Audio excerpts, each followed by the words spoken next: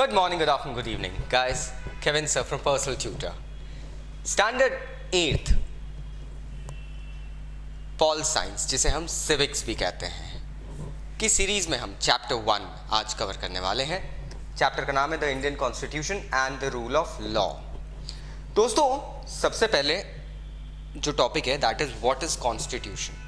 तो constitution actually एक set of fundamental rights and laws है जो कि एक डेमोक्रेसी या एक कंट्री को गवर्न करने में, चलाने में, सुचारू रूप से ऑर्गेनाइज्ड वे में ऑपरेट करने के लिए ज़रूरी रहता है. हम पॉइंट वाइज देखते हैं. Constitution comprises rules that the people of a country agree to be governed by. अब देखिए, इसको समझिए.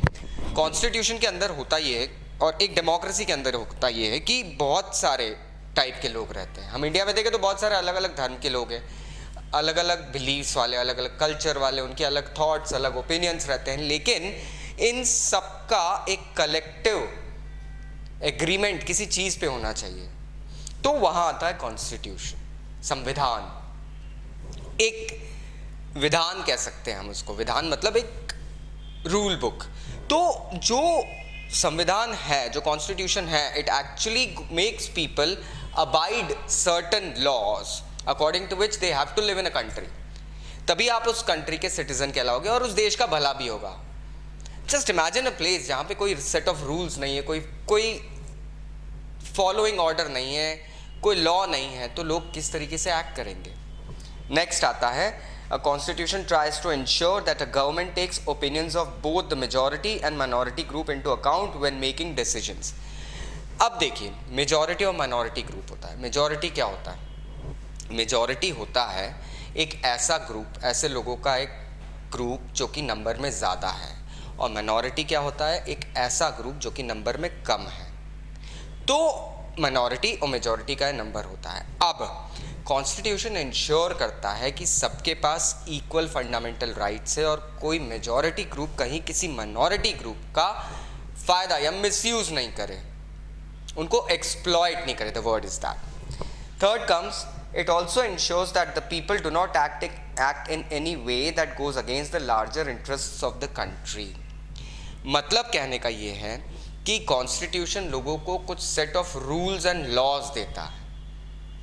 कहने का मतलब है कि इन लॉज के थ्रू ही और इन लॉज से वो लोग अबाइडेड रहते हैं. मतलब they are actually, they need to go ahead and follow these laws.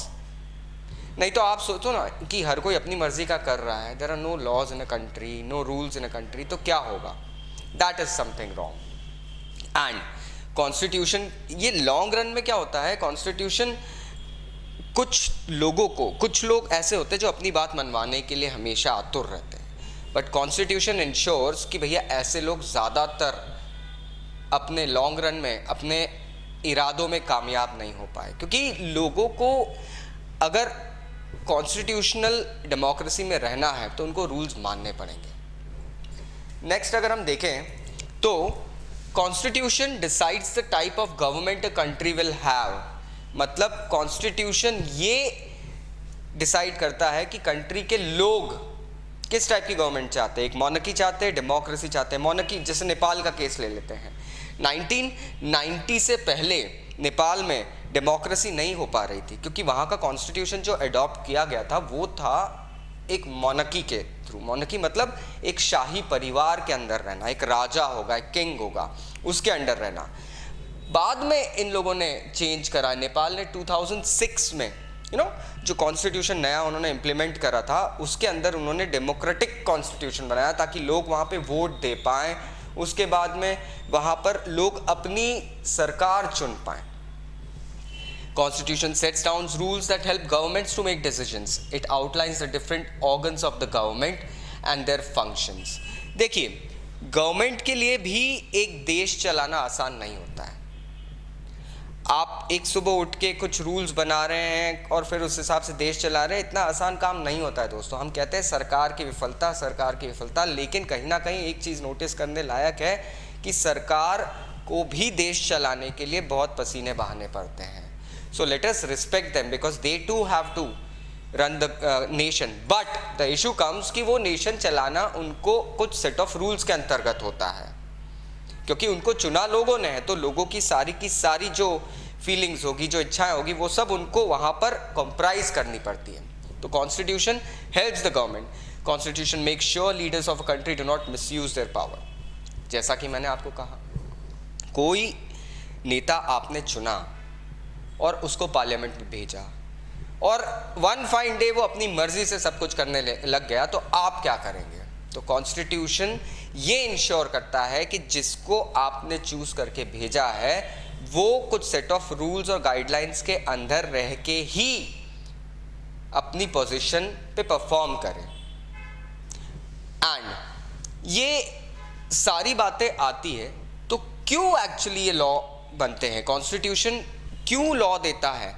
क्योंकि ये लॉ सिर्फ और सिर्फ गवर्नमेंट को कंट्री रूल करने में हेल्प नहीं करते हैं, बल्कि ये लॉ उन लोगों को भी एक गारंटी देते हैं, जो लोग देश में रहते हैं उनको भी एक गारंटी मिलती है कि किस तरीके से रहना है, किस तरीके से आप लोगों को कुछ फंडामेंटल राइट्स मिल रहे हैं, आप लोगों की जो वेल बीइंग है उसके लिए कंट्री इंश्योर कर रही है कि भैया ये रूल्स हैं। इस कारण से ये लॉज बनते हैं और इंडियन कॉन्स्टिट्यूशन के अंदर ऐसे बहुत सारे लॉज आए हैं। अमेंडमेंट्स की बात कर तो यस, हमारे इंडियन कॉन्स्टिट्यूशन में बहुत सारे अमेंडमेंट्स आए हैं। अमेंडमेंट्स मतलब चेंजेस होते हैं। देखिए, अक्सर जब पॉलिसी बनती है, कोई सा रूल बनता है, तो कहीं ना कहीं कुछ ना कुछ लूप होल अगर हम देखें तो रह जाता है। अब उस लूप होल के अंदर अगर हम बात करें तो कुछ लूप होल्स आते हैं जिसको टाइमली रिव्यू करके चेंज कर दिया जाता है, that is called the amendment. तो कॉन्स्टिट्यूशन के अंदर अमेंडमेंट करने की भी सहूलियत मिलती है। सो आई होप ये टॉपिक आपको क्लियर हुआ होगा।